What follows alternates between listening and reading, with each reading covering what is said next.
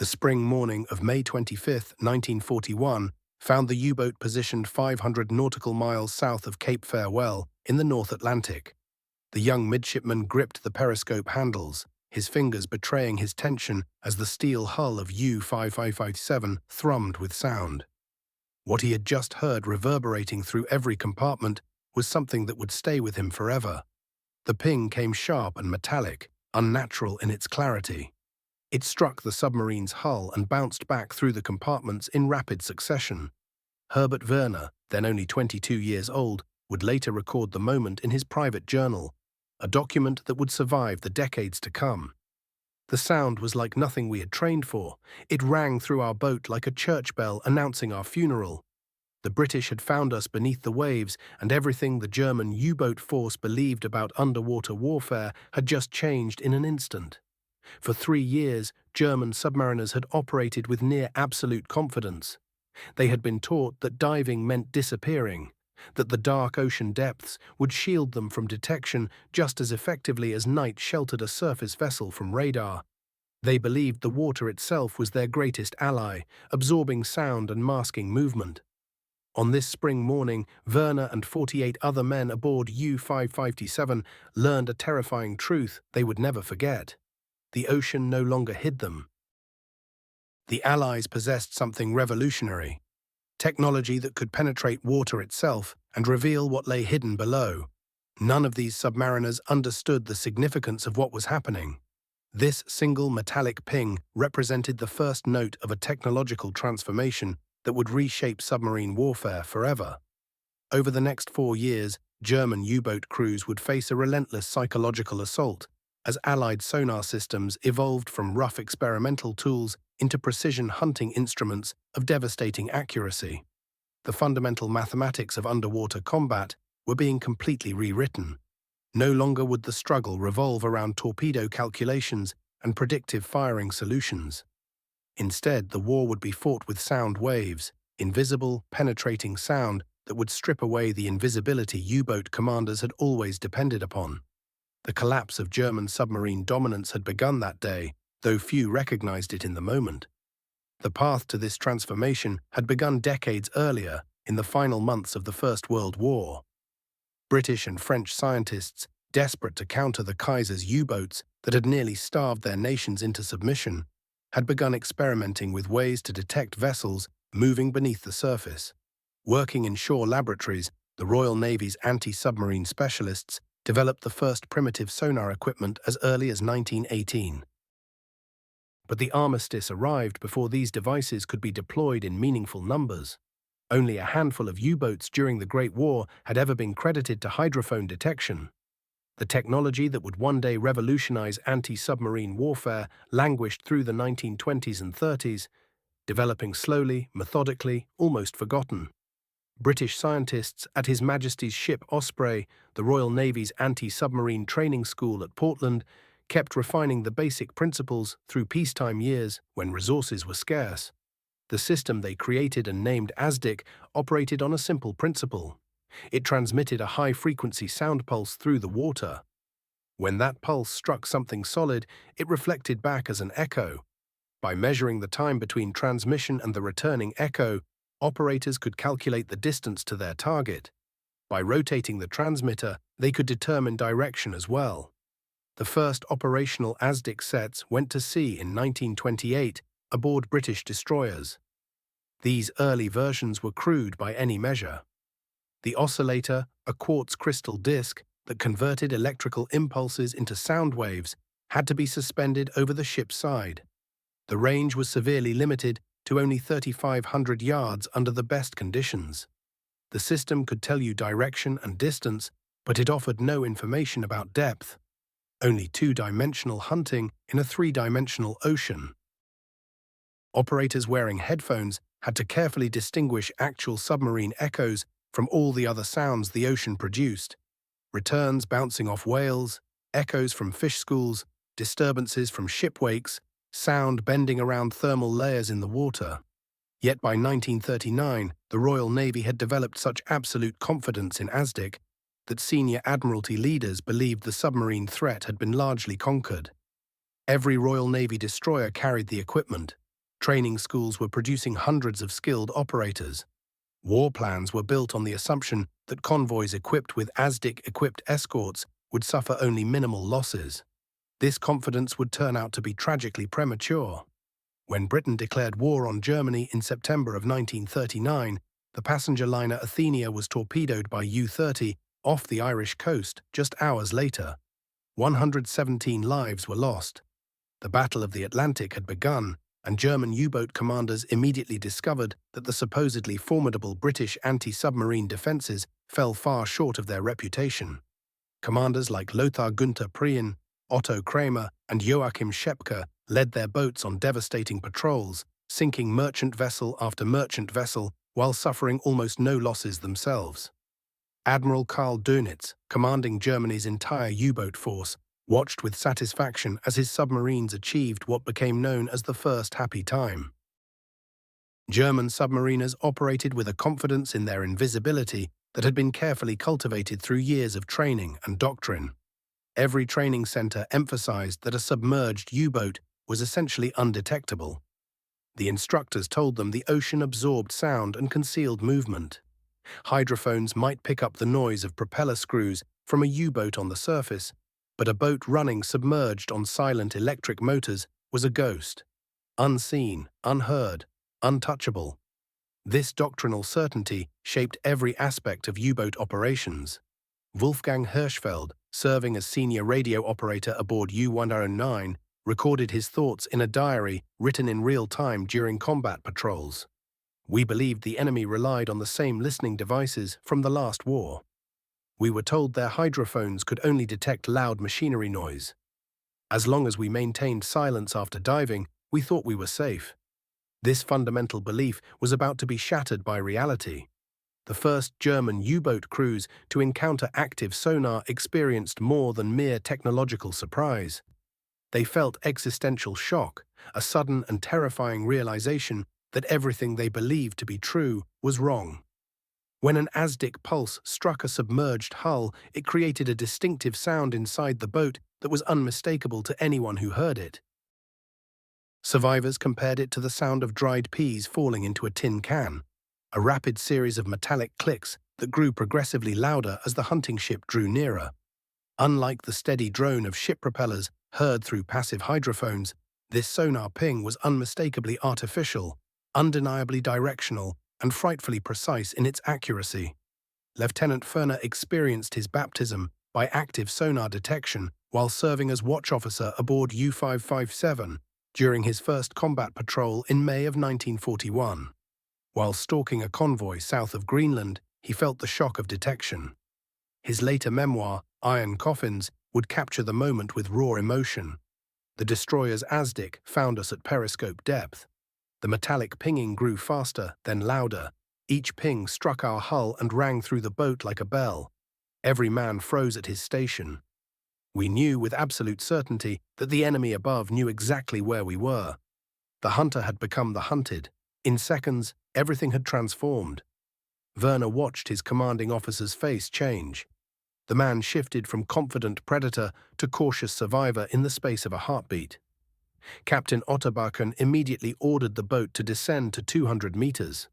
The crew moved with practiced efficiency, every man knowing his role, but each understanding instantly what the pinging meant. Their greatest advantage, invisibility, had been stripped away by technology they barely comprehended. The ASDIC operator aboard the British destroyer was likely a young man himself, perhaps not much older than Werner, but he possessed an advantage that transcended experience or skill. His equipment could reach through the ocean itself, creating acoustic pictures of distant objects. Each ping transmitted at 14 kHz per second, far beyond human hearing range. When those sound waves struck the U-557's steel hull, they reflected back to hydrophones mounted beneath the destroyer's keel. Simple arithmetic converted time delays into precise distance measurements. The submarine's bearing revealed itself by the direction from which echoes returned. Every movement Werner's boat made was tracked with increasing precision as the British captain closed in. What followed was 7 hours of relentless depth charge attacks. U-557 dove to 200 meters and rigged for silent running, creeping through the water at minimum speed. The crew heard the destroyer's screws thrashing overhead. They heard the splashes as depth charges entered the water above. They counted the seconds. Each detonation sent violent shockwaves through the hull. Paint chips fell from bulkheads like snow, light bulbs shattered, men bled from their ears and noses. The boat's structure groaned under the mounting pressure. Inside the submarine, time moved with agonizing slowness. The captain ordered all non-essential systems shut down immediately. The electric motors ran at bare minimum, pushing the boat through water at barely 2 knots. Men moved in slow motion, if they moved at all. A dropped wrench, a slammed hatch, even footsteps struck too heavily. Any of these could reveal their position to the sonar operator above. The crew sat or stood motionless at their stations in near-total silence, breathing the increasingly foul air, listening to death circling overhead. The temperature inside climbed past 35 degrees Celsius. Men stripped to the waist, their skin slick with sweat. Condensation dripped from pipes and bulkheads. The air grew thick and heavy with the smell of unwashed bodies, diesel fuel, and raw fear. After 3 hours submerged, carbon dioxide levels had risen to dangerous concentrations. Men gasped for breath, their lungs struggling to extract oxygen from air that had been recycled through 49 pairs of lungs dozens of times over. The destroyer above showed no mercy. The ASDIC operator had solid contact and refused to lose it. Every few minutes the metallic pinging would intensify, indicating the hunter was closing for another attack. The crew would brace themselves, gripping stanchions, pressing their bodies against the bulkheads.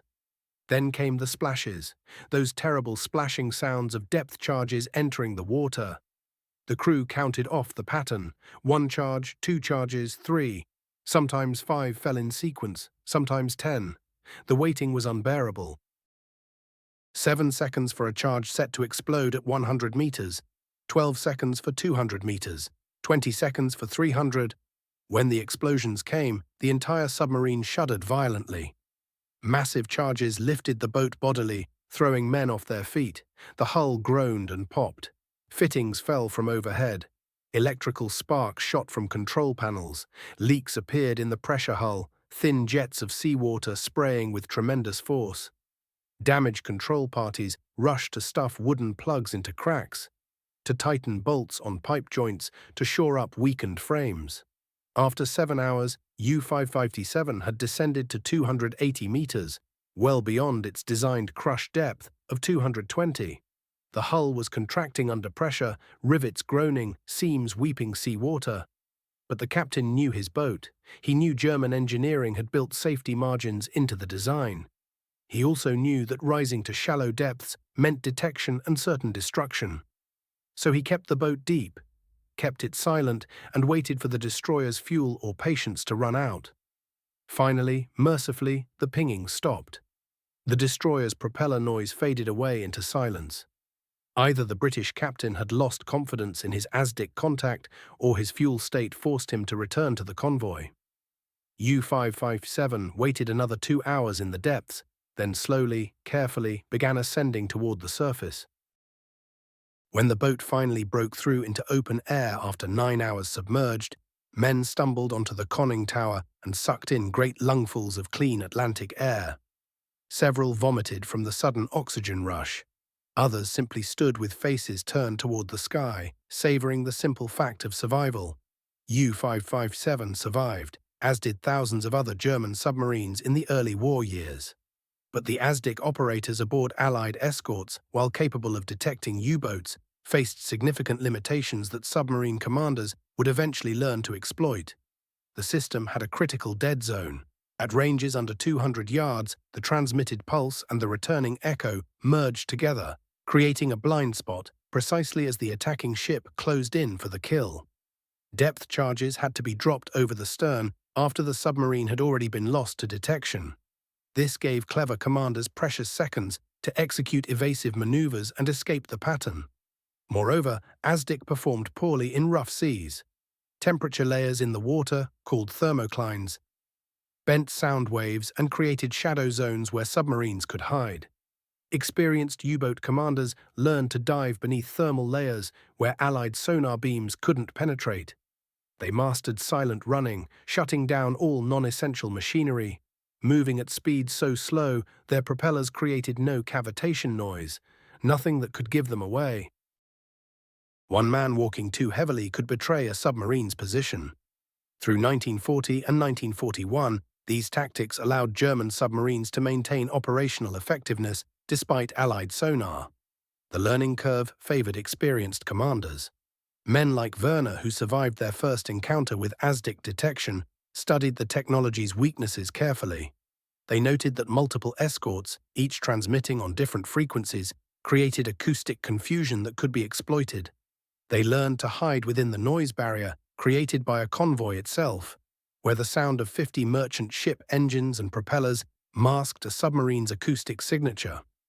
German naval engineers had taken a fundamentally different approach to underwater detection.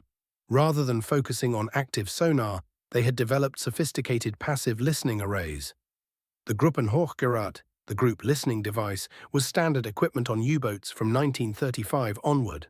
It consisted of 48 hydrophones mounted on each side of the bow. These could detect individual ships out to 20 kilometers and large convoys to 100 kilometers, though bearings weren't precise enough for torpedo attacks. This technological philosophy reflected German strategic thinking. U-boats were hunters, not prey. Their mission was finding convoys, not evading detection. The Germans had developed good listening equipment to locate targets. They assumed enemies would rely on similar passive systems. The possibility that Allied ships could actively track submerged submarines using reflected sound waves was never taken seriously in Kriegsmarine planning. Captain Herbert Schulze, commanding U-48, noted in his patrol report from October 1940, "The British anti-submarine measures remain inadequate. Their listening devices require us to make noise. When we maintain silent running, detection is impossible." This assessment, shared widely among U-boat commanders, would prove catastrophically wrong. The year 1942 brought devastating changes to the Atlantic battlefield, though German submariners initially failed to recognize the pattern. In February, Admiral Dönitz's U-boats began operating along the American East Coast, exploiting America's complete unpreparedness for submarine warfare. The second happy time saw merchant ships silhouetted against brightly lit shorelines, sailing independently without escorts, sinking by the hundreds. U-boat crews called it the American shooting season. But simultaneously, British and American scientists were revolutionizing anti-submarine technology. In September 1940, Britain had transferred ASDIC technology to the United States for free, recognizing that only combined Allied research capacity could develop effective countermeasures quickly enough. American engineers at the Naval Research Laboratory in Washington began parallel development of what they termed sonar, sound navigation and ranging. By early 1942, coordinated British-American research programs were producing rapid breakthroughs. The technology transfer represented an extraordinary act of wartime cooperation. British scientists arrived in Washington carrying complete blueprints, operational manuals, and even actual ASDIC equipment stripped from Royal Navy destroyers. American engineers studied every detail, then applied distinctly American industrial methods to improve production and performance. The British had used quartz crystal transducers, assembled by hand in limited quantities. Americans developed magnetostrictive transducers using nickel tubes that could be mass-produced. British ASDIC used streamlined protective domes.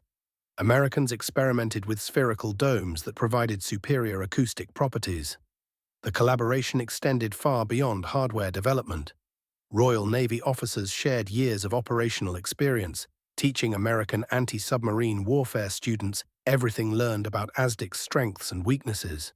They explained how temperature layers affected sonar beams, how submarine commanders exploited dead zones, how experienced operators distinguished submarine echoes from false returns caused by ocean conditions. This knowledge transfer compressed years of learning into months, allowing American forces to deploy effective anti-submarine capabilities far faster than if they had developed the technology independently. By mid-1942, American shipyards were installing sonar equipment on every destroyer, destroyer escort, and corvette rolling off production lines. The United States Maritime Commission, coordinating this massive effort, ensured standardization across all equipment. This meant parts could be interchanged between ships, operators could transfer between vessels without requiring additional training, and tactical doctrine could be uniform across the entire anti-submarine force. The industrial scale of American production transformed sonar from a specialized British naval technology into a ubiquitous Allied weapon system. Three critical improvements transformed Allied sonar from a useful but limited tool into a lethal submarine killer. First, power rotation systems allowed sonar heads to scan through wider arcs more quickly, reducing the time submarines could slip past a searching escort. Manual rotation, requiring operators to turn hand cranks continuously, was replaced by electric motors that could sweep through 90 degrees in seconds. This meant escorts could search their entire forward arc, port to starboard, in the time previously required to search a narrow slice of ocean. Second, streamlined steel domes replaced canvas covers, enabling escorts to maintain effective search speeds up to 20 knots, instead of being limited to 15. The canvas domes used in early ASDIC installations created turbulent water flow at high speeds, generating noise that masked returning echoes. Steel domes, shaped by wind tunnel testing and hydrodynamic analysis, allowed water to flow smoothly past the transducer, even at attack speeds. This meant escorts could close on submarines quickly without losing sonar contact. Third, dual-frequency systems operating at both 14 and 30 kHz dramatically improved range and resolution. Low-frequency transmissions traveled farther through water but provided imprecise bearing information. High-frequency pulses gave sharp, detailed echoes but were absorbed quickly by seawater. By combining both frequencies, operators could detect submarines at maximum range with low frequency, then switch to high frequency for precise targeting as range closed. Some advanced systems alternated frequencies automatically, giving operators the benefits of both in a single sweep. Most revolutionary of all was the Type 147 ASDIC set, developed in 1943, which could track submarines in 3 dimensions. This system provided not just bearing and range, but depth. For the first time, Allied escorts knew precisely where a submarine sat in 3-dimensional ocean space. Depth charge patterns could be set with devastating accuracy. The underwater sanctuary was disappearing. German U-boat crews began experiencing these improvements as an inexplicable increase in detection rates. Oberleutnant Werner, promoted to first watch officer aboard U-230 in late 1942, recorded the ominous change in conditions his crews were facing. In 1941, if we stayed quiet and kept our distance, the escort ships would typically lose us inside an hour. But by 1943, everything had changed. They maintained contact for 5, 6, even 7 hours. It was as though they possessed some supernatural ability to know precisely where we were operating. The charges they fired seemed to explode at exactly our depth. It was uncanny, as if they could somehow see through the darkness and steel surrounding us. Werner's observations pointed to something far more significant than mere tactical improvements. German naval command had been remarkably slow to comprehend what was actually happening. The Allies hadn't simply refined their existing sonar capabilities, they had fundamentally transformed the technology itself. The Type 147 ASDIC represented a revolutionary leap forward, capable of tracking submarines simultaneously across 3 separate dimensions. Everything German U-boat commanders had learned about evasion suddenly meant nothing. The tactics that worked against older 2-dimensional systems were rendered instantly obsolete. Retreating to greater depths offered no protection anymore. Altering course provided no escape. Operating silently no longer guaranteed concealment. The mental anguish created by relentless sonar contact proved devastating in ways surface warfare could never match. When sailors fought on the surface, they could at least observe their opponents and mount some form of resistance. But submariners trapped beneath the waves endured something infinitely worse. They could only remain passive while destroyers tracked them from above. That steady, rhythmic sound piercing through the hull became something akin to a funeral dirge. Every sonar ping transmitted crucial information to the hunters above. Each echo provided updated coordinates. Depth charges were being calibrated to their exact location. Death arrived without warning, preceded only by the splash of explosives hitting the water overhead. The acoustic assault itself drove men toward madness. Those who had experienced it described the sensation as fingernails scraping across slate, magnified 1,000 times, reverberating endlessly through metal corridors. This sound penetrated everywhere. It reached the forward torpedo compartments with the same clarity it reached the engine room spaces. There was nowhere to retreat, nowhere the noise couldn't follow. Some desperately stuffed cotton into their ears, but the vibrations traveled through the hull itself, through steel plating, through the very air they breathed. It was inescapable and unending. What made the pinging truly terrifying wasn't the sound itself, but what it represented. Every submarine crewman possessed enough scientific knowledge to grasp the implications. Sound traveling through water moved at roughly 1,500 meters per second. If an ASDIC operator detected an echo 2 seconds after transmitting, that placed the submarine at a specific distance. Simple mathematics revealed the range. The direction the echo came from indicated bearing, and with the new three-dimensional ASDIC systems introduced in 1943, even the angle at which sound waves reflected disclosed depth. The submarine had become transparent. Every dimension of its position lay exposed to those hunting from above. Feldwebel Hirschfeld commanded U-109 and somehow survived multiple depth charge barrages throughout 1942 and into early 1943. His personal writings captured the overwhelming dread permeating these encounters. "The sonar never stops," he wrote. "Hour after hour it pursues us. We remain in complete darkness to preserve battery power. The atmosphere grows increasingly poisonous. Carbon dioxide accumulates. Men struggle to breathe. Still that infernal pinging continues without pause. We know they circle overhead, watching and waiting. When the splashes begin, we count. 1, 2, 5, 10 depth charges descend. Then we simply wait, listening for the explosions, wondering if this particular pattern will prove fatal, if it will shatter our hull and unleash the ocean through the ruptures." Hirschfeld's entries from early 1943 documented a profound psychological deterioration among U-boat personnel. Warriors who months earlier possessed supreme confidence had transformed into traumatized survivors.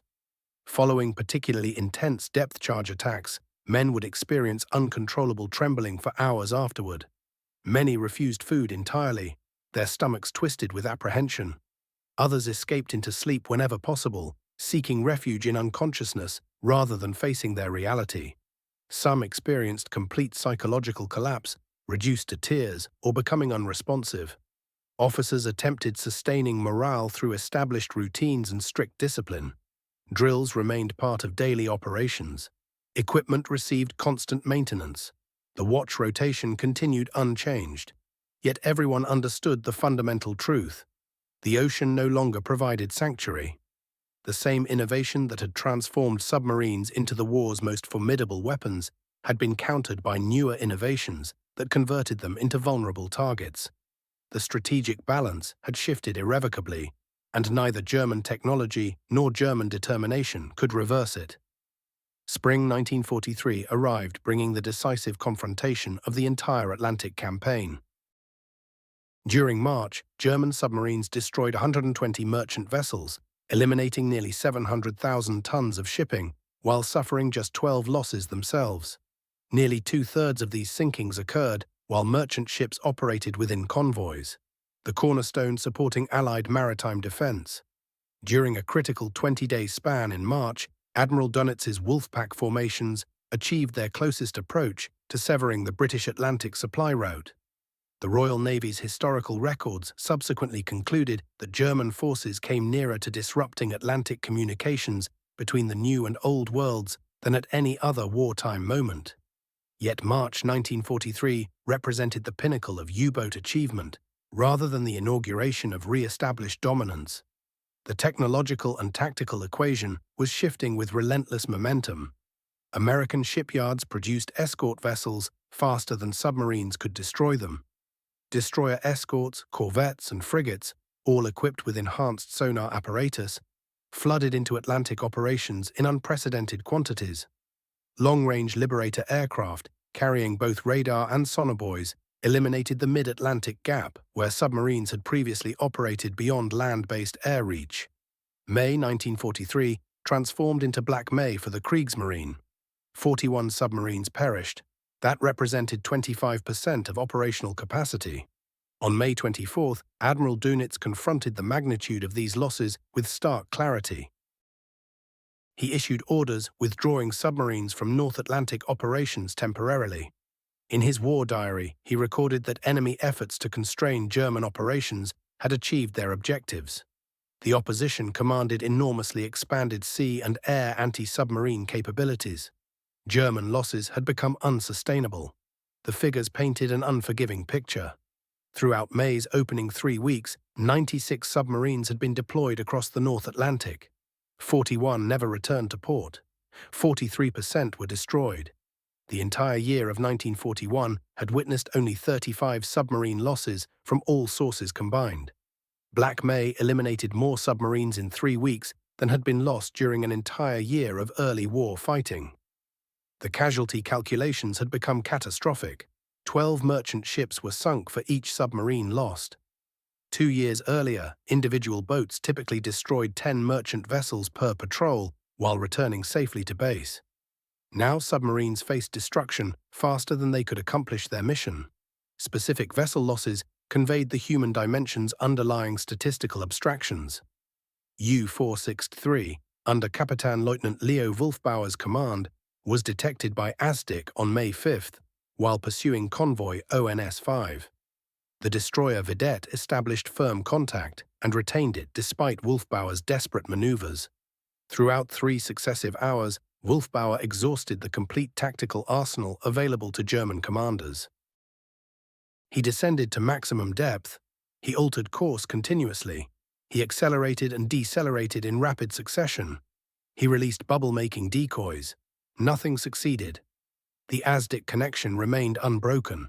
With batteries nearly exhausted and damage accumulating from near-miss explosions, Wolfbauer made his final decision. He surfaced to engage with his deck gun. Vedette's 4-inch cannons demolished the submarine within minutes. 46 men perished, 3 survived. U-192, commanded by Oberleutnant Werner Harper, endured 6 hours of relentless pursuit by escort vessels protecting convoy SC-129 on May 6. The boat descended beyond its design specifications to 300 meters. The pressure hull creaked and cracked. Countless leaks opened throughout the submarine, yet the sonar pings discovered them regardless. The escorts above coordinated with precision. One maintained ASDIC connection, while others maneuvered for depth charge attacks. The assaults arrived with devastating accuracy. Explosions detonated at precisely 300 meters depth. The pressure hull fractured catastrophically. Seawater forced through the ruptures. Only 8 crewmen escaped the sinking boat. 40 others drowned. U-531, a new submarine beginning her maiden patrol, was discovered on May 6 by an RAF Liberator equipped with airborne radar. The aircraft encountered the U-boat on the surface during nighttime hours when commanders had traditionally considered themselves secure. The Liberator's searchlight beam revealed the target from half a mile away. Depth charges fell before the crew completed their diving sequence. The submarine sustained damage but remained afloat. Surface escorts converged toward the radar contact. They established ASDIC connection and concluded the engagement with a coordinated assault. No one survived. U-194, U-125, U-438, U-6557, U-273. The roster of losses grew daily. Some succumbed to aircraft. Others fell to surface forces. Many confronted combinations of coordinated air and surface attacks. Nearly invariably, radar or sonar had provided the initial detection. German submarines had become practically inoperable. The psychological devastation experienced by German submarine crews still operating during Black May proved absolute. Radio transmissions delivered increasingly grim news. Boat after boat failed to return. Shipmates and academy classmates disappeared beneath the waves. The ocean that had once functioned as a German hunting preserve had transformed into an execution ground where submarines represented the condemned. And perpetually, endlessly, the pinging persisted. Those sonar pulses had become synonymous with helplessness. Submarines possessed nowhere remaining to conceal themselves. Submarine Command attempted preserving operational morale through systematic denial. Orders transmitted from Berlin insisted losses constituted temporary setbacks. New tactical procedures were radioed to deployed vessels. Commanders received instructions to maintain their efforts, assurances that conditions would improve. But the men aboard the submarines recognized reality with perfect clarity. They had experienced the relentless ASDIC pursuit personally. They had survived depth charge attacks calibrated to their positions with lethal precision. They had witnessed companions die when explosions cracked their hulls with surgical accuracy. Official pronouncements couldn't erase those lived experiences. Oberleutnant Werner commanded U-415 by this point, directing his own vessel directly into this transformed environment. His personal account described an April 1943 patrol. We received detection almost immediately upon reaching our patrol zone.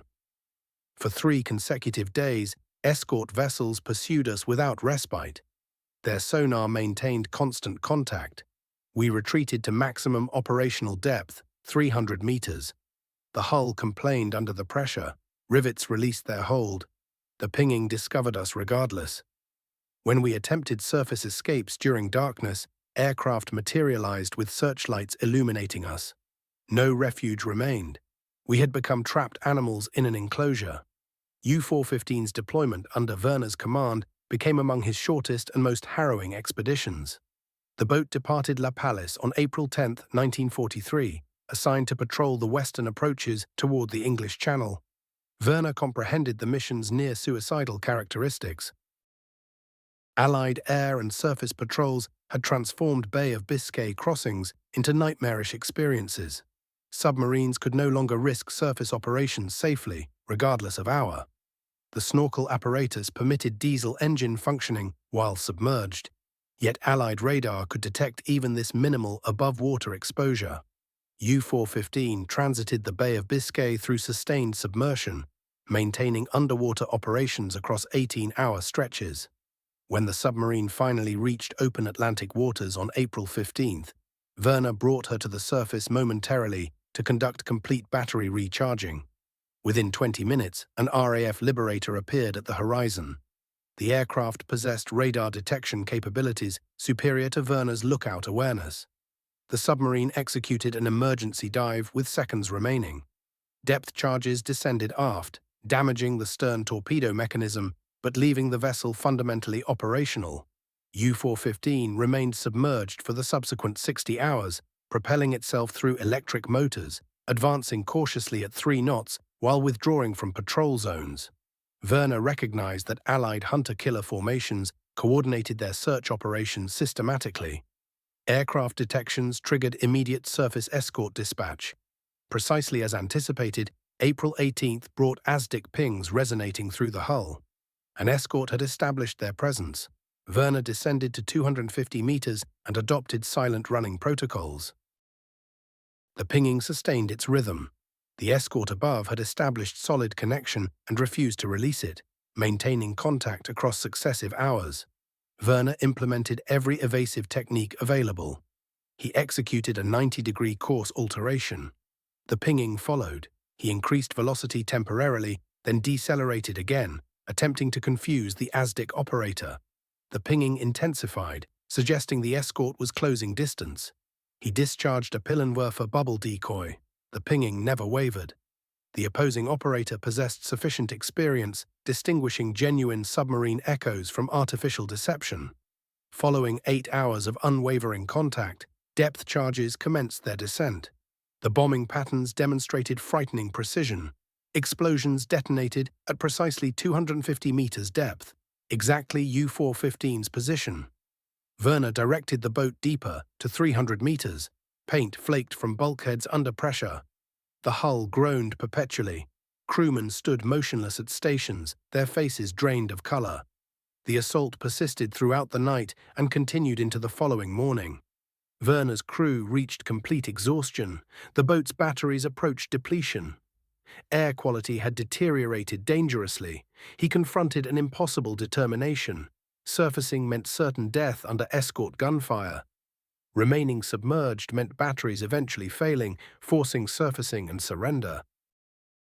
Or he could attempt outlasting the attacker, gambling that fuel or depth-charge supplies would eventually exhaust. Werner elected to endure. U-415 crept through the depths for 16 hours while destruction circled overhead. Finally, the pinging ceased. The escort had expended all depth charges and withdrawn. Werner waited 4 additional hours, then surfaced toward an empty ocean. The damaged vessel made its painful journey back across the channel toward France. The mission had collapsed entirely. The crew was shattered by what they'd endured. U-415 would never venture out on another combat patrol. She sat in her concrete bunker, and there she would remain until Allied bombers found her in July 1944, raining destruction down from the sky. Werner lived through that assault only because he happened to be on shore when the bombs struck, safe from the inferno that consumed the boat below. Meanwhile, the technological balance was shifting dramatically in the Allies' favor. By the middle of 1943, escort vessels weren't just carrying improved sonar systems. They now had access to an entirely integrated anti-submarine warfare network. High-frequency direction finding, which the operators called Huffduff, could pinpoint U-boat radio transmissions by triangulating signals from multiple ships. Radar could spot submarines on the surface, even when darkness or fog should have hidden them. Then came the Sonar buoys, small listening devices dropped from aircraft that created vast underwater surveillance networks, monitoring enormous stretches of ocean. New weapons like the Hedgehog and Squid fired depth-charge patterns forward while keeping sonar contact intact, closing the dead zone where submarines had previously slipped away. These systems, working together, became far more powerful than any one of them alone. A typical convoy by mid-1943 had 6 to 8 escorts protecting it, each equipped with ASDIC, radar, and Huffduff detection. Aircraft flying from Iceland, Britain, or escort carriers provided constant air cover overhead. The mid-Atlantic gap, that deadly stretch where U-boats once hunted free from air interference, had been sealed by very long-range Liberator bombers flying from Newfoundland and Northern Ireland. Now every mile the convoy traveled was watched by multiple overlapping sensor systems working in concert. When a U-boat tried to approach, detection became nearly impossible to avoid. If the submarine broadcast radio signals to coordinate with other boats, Huffduff triangulated it immediately, and escorts raced toward the position. If it surfaced at night to shadow the convoy, radar caught it and aircraft descended with weapons. If it tried to slip in underwater, ASDIC operators locked onto it and held contact. The submarine captain now faced only terrible options: stay distant and never get close enough to attack. Surface and race toward the convoy, knowing aircraft would destroy you. Submerge and approach underwater, watching the escorts come straight at you with their deadly weapons. The Hedgehog system revolutionized how escorts attacked submarines. Early depth charge attacks required the escort to sail right over the submarine, dropping charges out the stern while losing sonar contact in those final critical seconds. Hedgehog fired 24 small bombs in an elliptical pattern forward, and the escort kept sonar contact the entire time. Each bomb packed 35 pounds of explosive and only detonated when it struck something hard. If all 24 missed, they sank harmlessly to the bottom without exploding, and the escort could fire another pattern immediately. But if even one bomb struck the submarine's hull, the explosion set off adjacent bombs, creating a catastrophic blast. German commanders quickly learned to dread Hedgehog attacks. Unlike conventional depth charges that exploded regardless of what they hit, Hedgehog gave instant, unmistakable feedback. No sound meant a miss. Explosions meant a hit, and hits were almost always fatal. Depth charge attacks, while terrifying, could sometimes be survived even when explosions rocked the boat nearby. Hedgehog hits were different. They usually meant the end. The Squid system arrived in late 1943, even more lethal than Hedgehog. 3 large mortars fired patterns of depth charges 300 yards ahead of the attacking ship. Unlike Hedgehog, these charges detonated at specific depths calculated by an automatic computer that processed sonar data in real time. The system compensated for submarine evasive maneuvers, predicting where the target would be when the charges reached their set depth. Squid-equipped frigates achieved a 25% kill rate per attack, compared to less than 5% with conventional depth charges. German countermeasures proved pathetically inadequate against this new reality. The Pillenwerfer, a chemical device that created bubble streams to fool sonar, only worked against inexperienced operators. Veteran ASDIC operators quickly learned to distinguish the chaotic, scattered echo pattern of bubbles from the solid, clean return of a steel hull. After only a few seconds, experienced operators could completely ignore Pillenwerfer decoys and focus on the real target. Bold, officially designated K-ton, was a more sophisticated decoy designed to be much more dangerous. This 1-meter balloon was coated with aluminum strips and filled with calcium hydride. Released from a stationary submarine, it rose slowly upward through the water layers. When it reached shallow depth, seawater reacted with the calcium hydride and produced hydrogen gas, keeping the balloon neutrally buoyant and hovering in place. To radar, it looked like a submarine snorkel. To ASDIC, it produced a valid sonar echo. But Bold had serious limitations. It could only be deployed from submarines that weren't moving. It rose far too slowly to help during evasive maneuvers. And because it didn't move horizontally, any ASDIC operator who maintained contact for more than a few minutes realized the thing wasn't actually a submarine. The Germans also researched hull coatings designed to absorb sonar energy rather than reflect it, but these never reached operational use. The Germans called this coating Alberic, named after the invisibility-cloaked dwarf from Wagner's opera. The theory made perfect sense. A rubber coating mixed with air bubbles should absorb incoming sonar pulses rather than bouncing them back. Laboratory tests showed real promise, but turning the concept into a working submarine coating proved impossible. The coating needed to be several centimeters thick to absorb sonar effectively, and that meant tremendous added weight. The material degraded rapidly when exposed to seawater, breaking down and becoming useless. Most critically, it couldn't survive the pressure changes submarines endured during deep dives. The coating would compress when the boat went deep, losing its sound-absorbing qualities, then expand unevenly when surfacing, creating cracks and tears. After months of research and testing on captured U-boats, Allied engineers concluded Alberic was a dead end. German scientists working with even fewer resources reached the same conclusion. The real problem went far deeper. German engineers had spent 20 years perfecting submarine offense, making U-boats better at finding and destroying targets, while largely ignoring defensive systems. When Allied detection technology matured, Germany had no answer. The Kriegsmarine had assumed future naval combat would follow familiar patterns, that they could win by fighting the last war. The Allies, meanwhile, had invented an entirely new kind of warfare. The human price climbed with horrifying speed. In September 1942, 3,000 U-boat crewmen were at sea in operational submarines. By August 1944, 28,000 of the 40,000 men who had ever served in the U-boat force were dead. Survival rates for submarine crews fell below 30%. Every patrol had become essentially a death sentence. Yet the Kriegsmarine kept sending boats out, now crewed by inexperienced men who had replaced the experienced commanders who'd achieved early success. Feldwebel Hirschfeld transferred to the larger Type 9D U-234 in early 1944 and wrote about the psychological breakdown he witnessed among crews. The new men arrived terrified before they ever left port. They'd heard the statistics. They knew 3 out of 4 boats never came home. When the sonar pings started echoing through the hull, some men wept openly. Others shut down completely, staring at the bulkheads, unable to function. The veterans tried keeping discipline, but they knew the truth as clearly as the newcomers did. They were sailing in iron coffins. Snorkel technology arrived in mid-1944, offering a brief glimmer of hope. This extendable breathing tube allowed U-boats to run their diesel engines while staying submerged, eliminating the need to surface and recharge batteries. In theory, boats could remain underwater for entire patrols.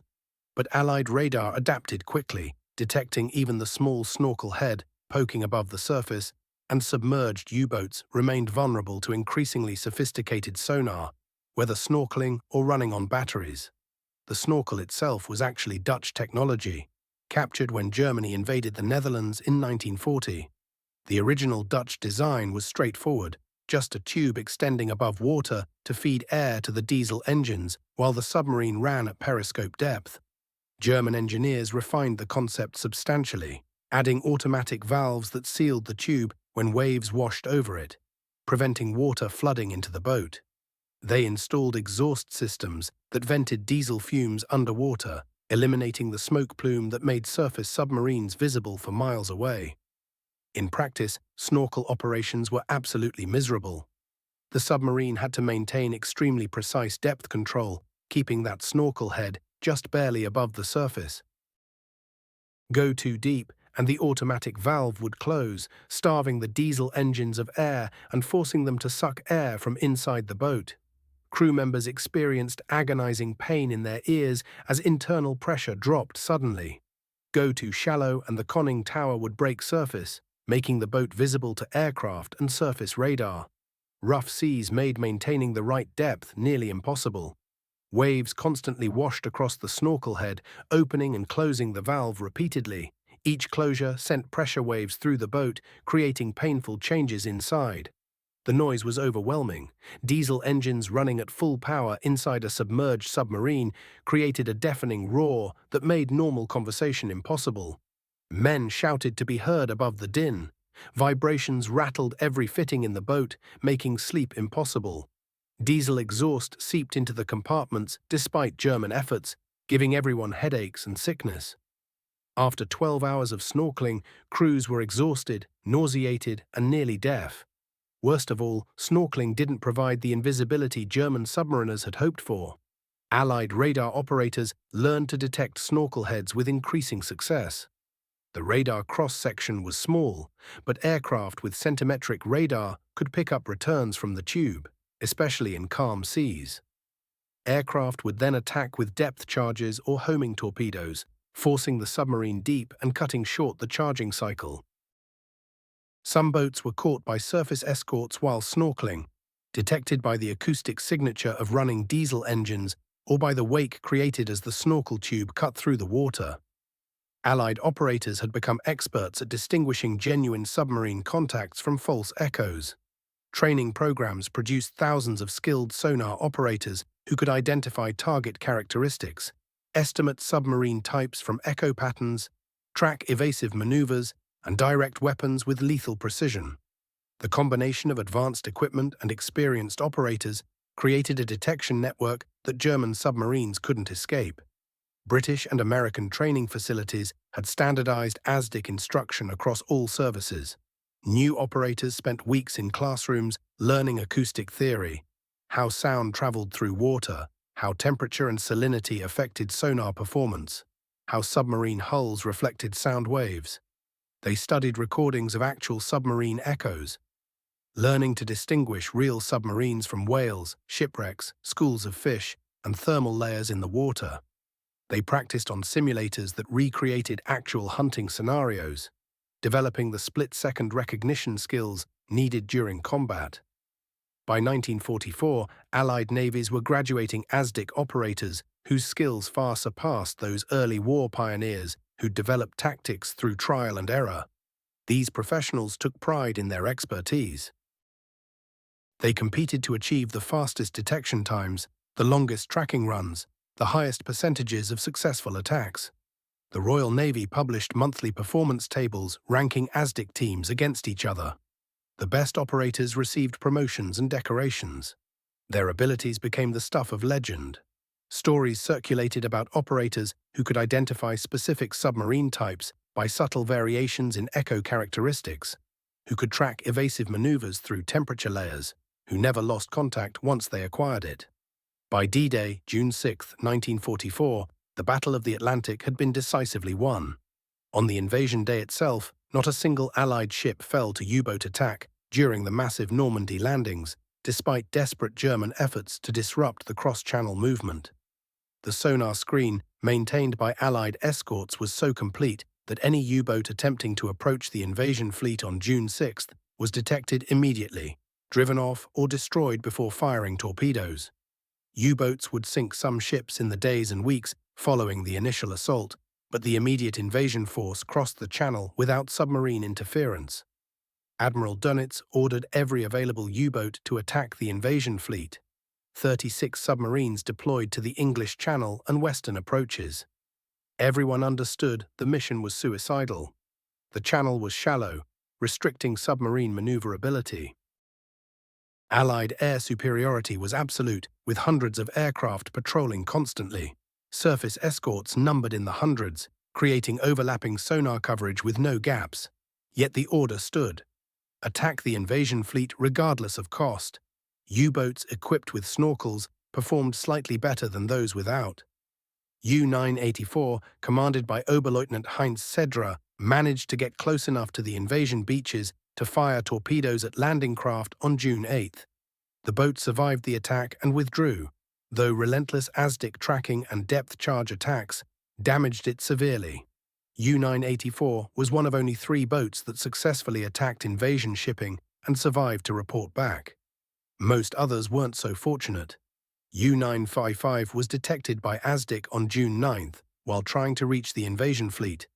The frigate Hull Stead obtained contact and maintained it for 11 hours straight.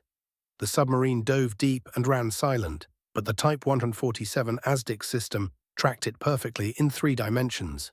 When Hull Stead's depth charges ran low, the frigate called for assistance. The destroyer Eskimo took over the hunt, attacking with squid mortars.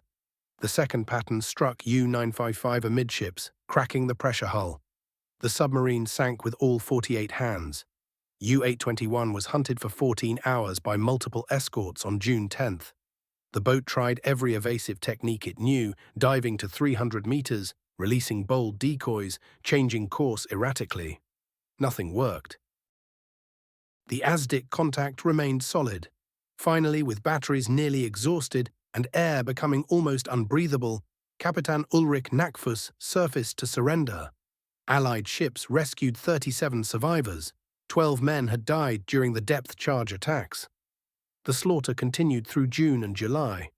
Of the 36 U-boats committed to attacking the invasion, 25 were destroyed. That was a 69% loss rate in just 2 months. The survivors limped back to French ports, damaged and traumatized, their missions complete failures. Not a single troop ship, not one major warship had been sunk. A few landing craft and small vessels had been hit, but at the cost of hundreds of German submarine lives and dozens of irreplaceable boats. The ocean floor off Normandy became scattered with German submarine wrecks. Allied forces conducting post-war surveys would count 17 U-boat hulls in the invasion area, most showing evidence of catastrophic depth charge damage. These wrecks became underwater monuments to the futility of sending submarines against an enemy with total sonar and radar superiority. The Type 21 Electroboot appeared in the war's final months, representing German engineering's last desperate attempt to regain underwater superiority. These revolutionary submarines featured streamlined hulls and massive battery capacity, enabling sustained submerged speeds of 17 knots. They had sophisticated acoustic quieting systems. Had they been available in numbers in 1943, they might have changed the battle's outcome. But only 2 Type 21 boats completed combat patrols before Germany surrendered, far too few and arriving far too late to matter. The Type 21 represented a radical departure from conventional submarine design. Earlier U-boats were surface ships that could submerge temporarily. The Type 21 was designed to operate primarily underwater, surfacing only when absolutely necessary. The hull was streamlined like a torpedo, eliminating the deck gun, external torpedo storage, and other protrusions that created drag. This hydrodynamic design, combined with triple the battery capacity of conventional boats, allowed underwater speeds that could outrun most surface escorts. The specifications were impressive on paper. Submerged speed of 17 knots could be maintained for 90 minutes. Cruising speed of 6 knots could be sustained for 3 full days without surfacing. The boat could dive to depths of 280 meters, far deeper than Allied depth charges were typically set. Most revolutionary was the hydraulic torpedo reload system. The Type 21 could fire all 6 boat torpedoes, reload completely, and fire again in less than 20 minutes, all while staying at action stations.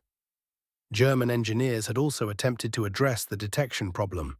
The Type 21's hull was coated with synthetic rubber tiles designed to absorb ASDIC pulses. The propellers were specially designed to minimize cavitation noise. Machinery was mounted on rubber isolators to reduce vibration transmission through the hull.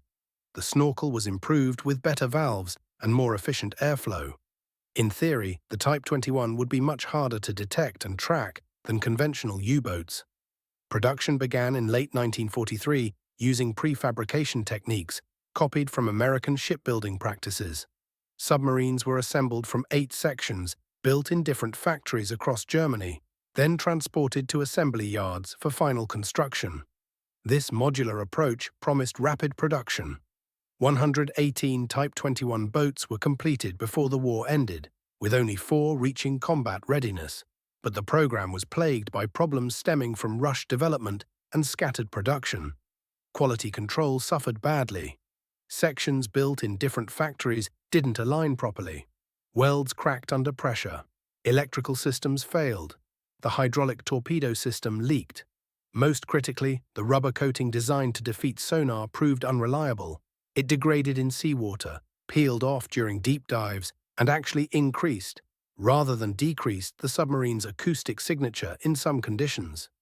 U-25111, commanded by Korvettenkapitan Adalbert Schnee, completed the only genuine Type 21 combat patrol. The boat departed Bergen, Norway, on April 30, 1945, just days before Germany's surrender. Schnee's orders were to demonstrate the new submarine's capabilities by penetrating Allied patrol lines and reaching the North Atlantic. For 2 weeks, U-2511 operated off the British Isles, successfully evading numerous Allied anti-submarine forces. Captain Schnee spotted several possible targets, but kept his weapons silent, adhering strictly to his orders.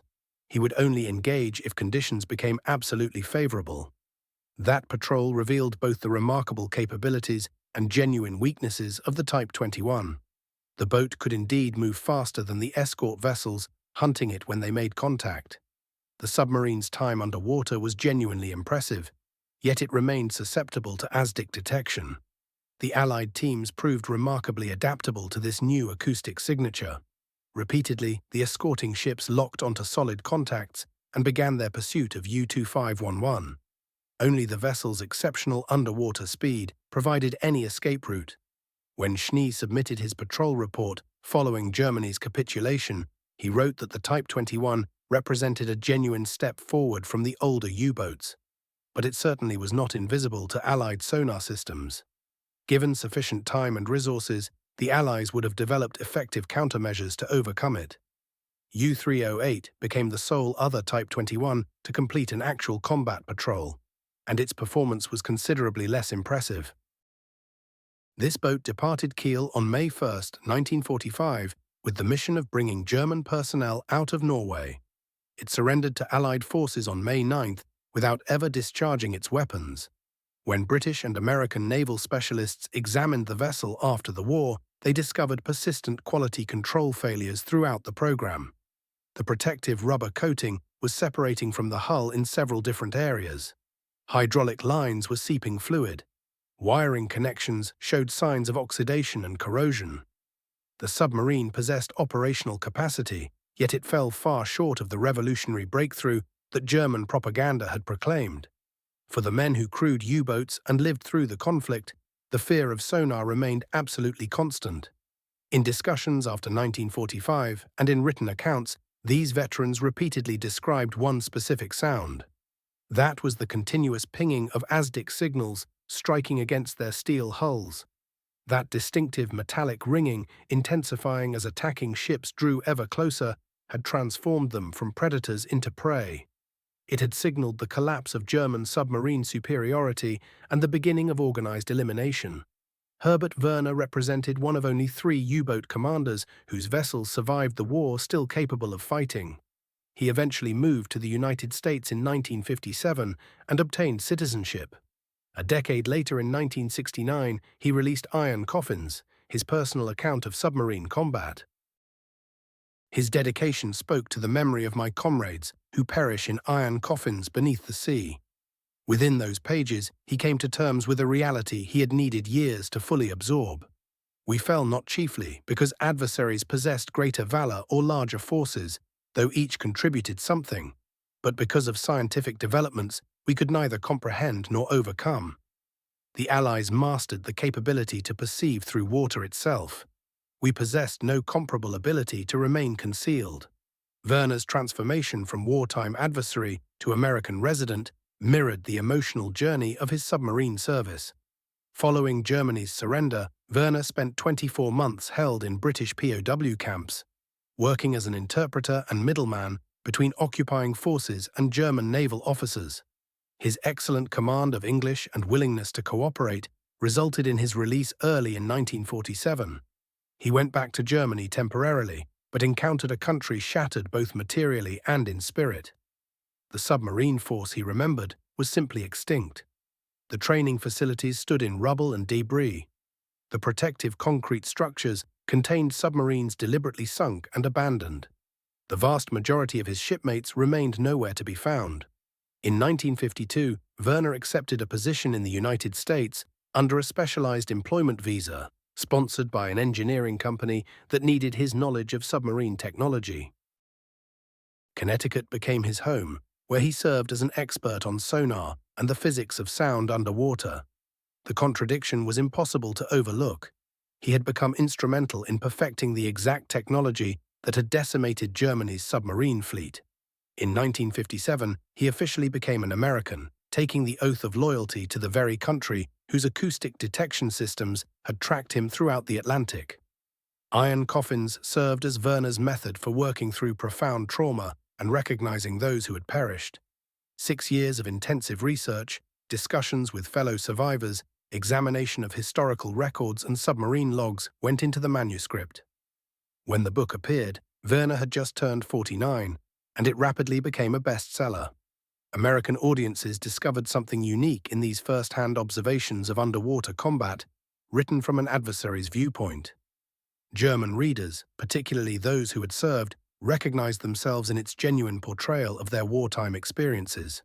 This memoir differed fundamentally from much German war writing that either romanticized or attempted to justify involvement with Nazi Germany. Werner instead confronted the meaninglessness and brutality characterizing the final years of submarine conflict. The critical response proved decidedly mixed. Certain German ex-combatants claimed Werner had overemphasized Allied technical capabilities to minimize Germany's military failures. Several American reviewers questioned whether he had overstated his own role while downplaying Germany's conduct in warfare. Historical specialists contested particular facts and questioned numerical claims. Nevertheless, the fundamental story emerged as credible. The account of German submariners meeting Allied sonar systems for which they had no effective reply. Werner remained active in marine engineering consulting throughout his career until stepping back in 1985. He occasionally presented talks at the Naval War College and submarine training establishments, recounting his experiences to American naval personnel. He took part in multiple historical gatherings and filmed documentaries addressing the Atlantic struggle. Later in life, he became an active voice, advocating for improved German-American relations, appearing at gatherings of former soldiers and educational institutions to discuss war's futility and the necessity of peaceful cooperation between nations. The numerical record presents an overwhelming picture. Of roughly 1,160 U-boats that entered service throughout World War II, approximately 785 ended up destroyed. 30,000 submarine personnel gave their lives, a mortality percentage of 75%, representing the most severe casualty rate in any combat branch during the entire war. These fatalities concentrated overwhelmingly after May of 1943, as Allied sonar technology reached maturity. During those final 18 months, ordering a submarine on a patrol assignment essentially delivered a death sentence to its entire company. Wolfgang Hirschfeld worked as radio operator aboard U-109 through the war's earlier phases, yet survived the war aboard U-234 when it surrendered in spring of 1945. In his final written entry, he reflected that we beneath the waves considered ourselves concealed fighters. The adversary's sonar systems shattered our illusion of safety. Finally, we became simply mortal beings, confined in metal compartments, waiting for the electronic pulses to identify our location. The pinging always found us eventually. Hirschfeld's own survival stood out as remarkable in itself. U-234 embarked from Kiel in its final mission in April 1945, transporting cargo of tremendous significance intended for Japanese forces. The submarine carried sophisticated military systems, construction diagrams, technical references, radioactive materials, and representatives from the Japanese Navy. This operation aimed at delivering advanced German developments in return for Japanese minerals and compounds, most crucially rubber and unusual metals. However, Germany surrendered before the submarine reached its destination. Commander Johann Heinrich Fehler, commanding U-234, confronted an agonizing selection. He might surrender to American forces, continue toward Japan, or deliberately destroy the vessel. Fehler made the surrender decision, though he initially destroyed the radioactive samples and restricted materials. On May 19 of 1945, U-234 broke the surface in waters near New Hampshire and contacted the American Navy regarding its intention to yield. A United States Navy destroyer transported the submarine into Portsmouth Naval Yard.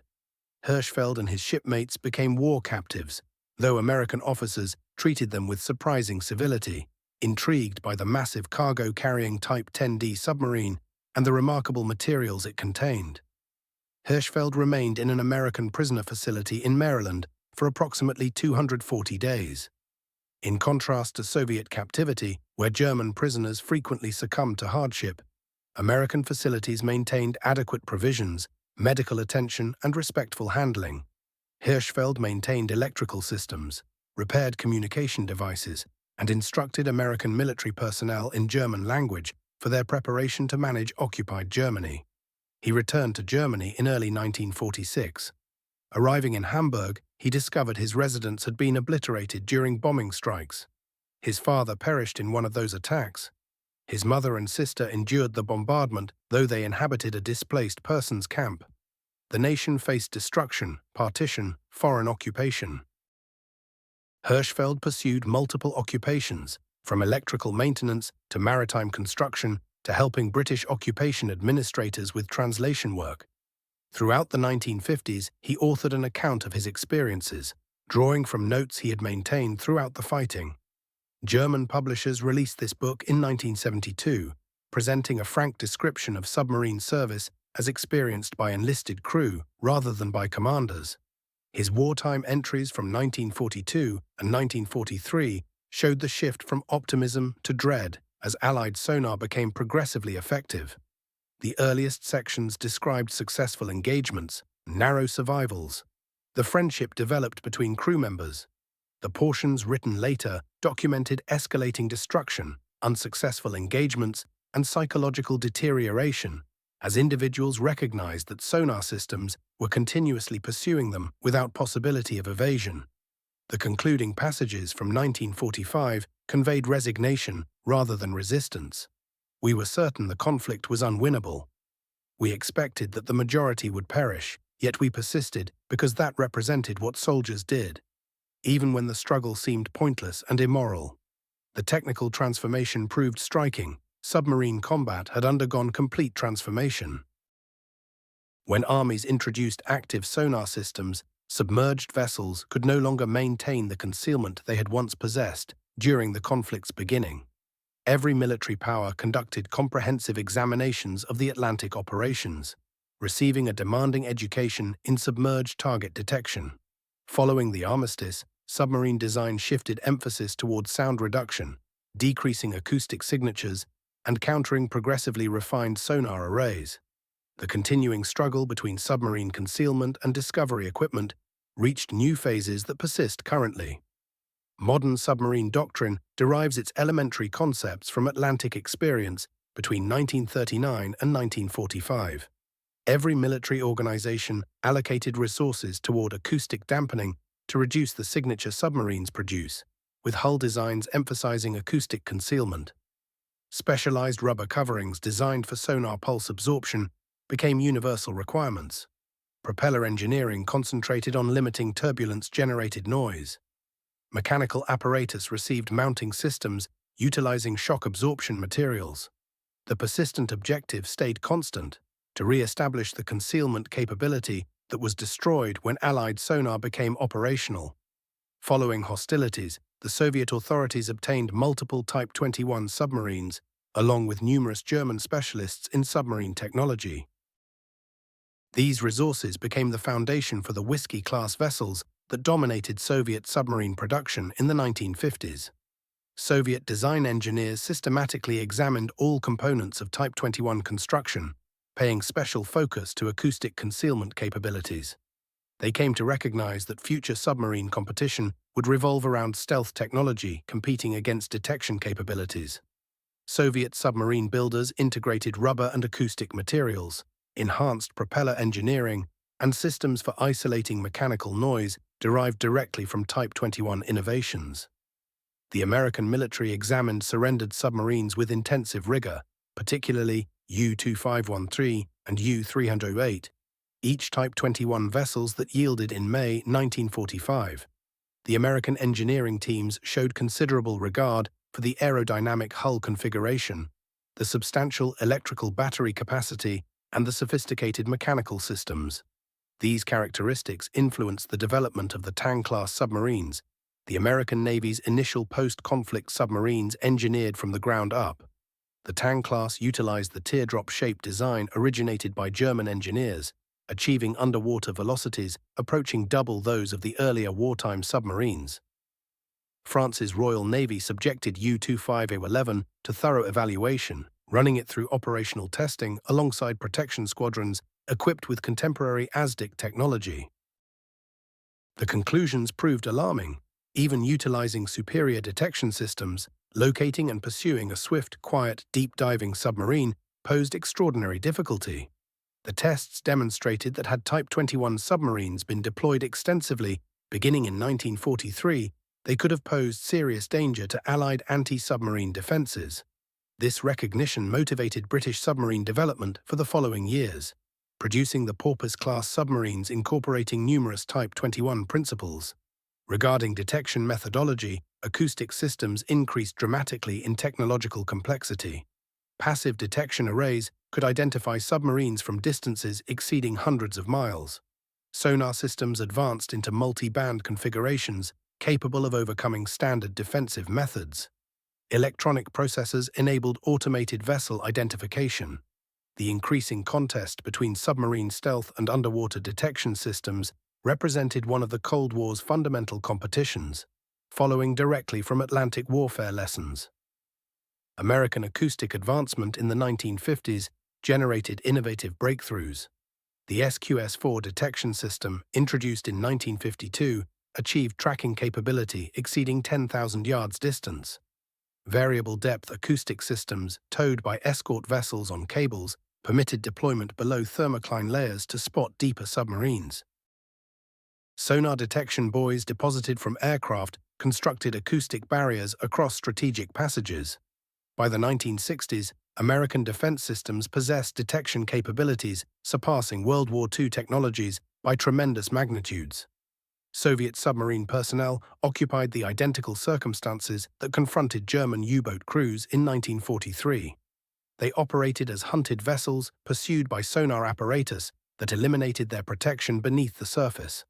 Following the Cold War's conclusion, released Soviet archival materials demonstrated that submarine commanders in the 1960s and 70s characterized Western sonar's psychological consequence in phrasing virtually identical to German submarine personnel's descriptions.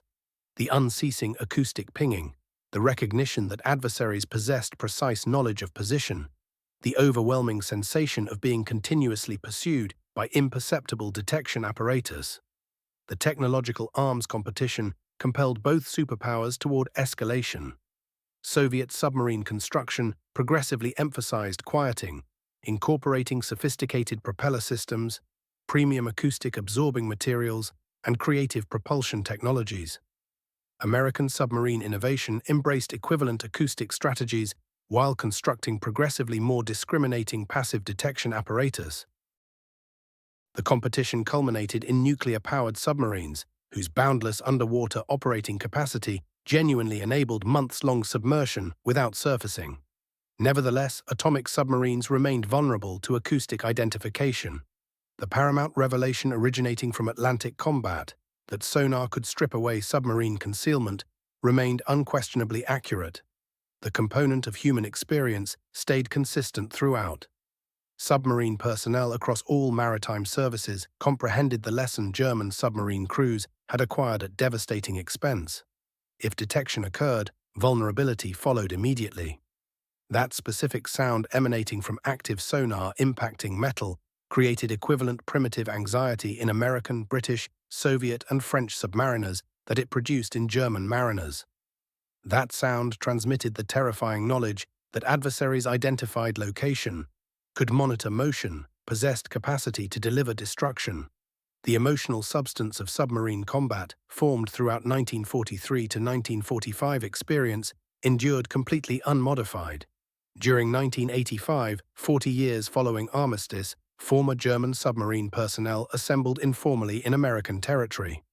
Previous U-boat crews, accompanied sometimes by family members, made the journey to visit the nation whose science had vanquished them. Herbert Werner, having reached 75 and residing firmly in America, participated in discussions with several ex-combatants concerning their collective recollections.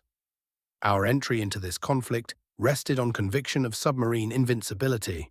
Werner communicated to assembled listeners. We received instruction that ocean depths guaranteed our concealment, that submersion represented disappearance. This appeared factual temporarily. Subsequently, your acoustic systems entered our experience. That acoustic signal, that metallic reverberation contacting our steel shells, transformed our comprehension. The depths no longer concealed us. We encountered psychological terror in measures surface combatants never experience. Our adversaries remained invisible to us. Counterattack became impossible. We remained prisoners in absolute blackness while your instruments methodically found us. Adversarial science, technological advancement, and the creativity of democratic institutions operating with superior velocity caused our destruction. Those of us enduring survived principally by fortunate circumstance. We honor vanished comrades through maintaining accuracy. We possessed no supernatural attributes commanding invulnerable vessels. We constituted young individuals commanding obsolete equipment, pitted against scientific advancement, proving unbeatable. The assembled gathering listened intently. Subsequently, wordless understanding passed among them, former adversaries now assembled together. This recognition addressed a conversion that appeared unimaginable when acoustic signals first contacted German submarines during the conflict's opening years. They acknowledged the information inscribed by 30,000 submarine graves resting on Atlantic depths. Technical supremacy joined with manufacturing capacity and scientific advancement proved more determining than bravery, expertise, or perseverance. Germany's submarine engagement with acoustic detection remains perhaps history's most illuminating example of technological transformation fundamentally altering military circumstances.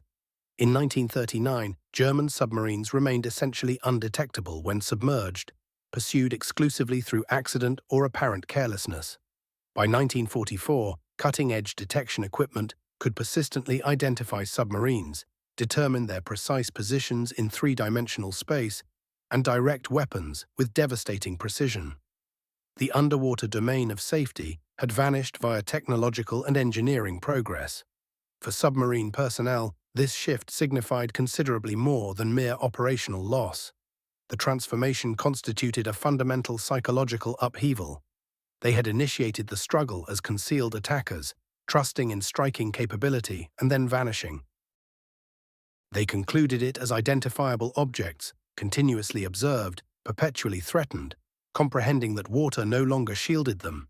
That distinctive acoustic noise, reverberating through their compartments, represented their technological obsolescence. The wider military consequence remained conclusive. British acquisition of food and armaments, having declined to hazardous shortages by March 1943, increased substantially as submarine effectiveness diminished. The tremendous American military presence, concentrating in Britain preparing for cross-channel invasion, proceeded largely without impediment. The oceanic transportation corridor, which Prime Minister Churchill afterward identified as the solitary thing that genuinely alarmed me throughout our struggle, grew protected. Germany's campaign to starve Britain by undersea assault had collapsed, overcome equally through acoustic technology as through naval explosives and airborne assault. At its foundation, Germany's submarine story represents technological transformation, unsuccessful response, and complete collapse. German submarine personnel commenced with justified confidence in undetectability, concluding as the conflict's most casualty-severe combat division overall. Within that period existed 30,000 individual catastrophes.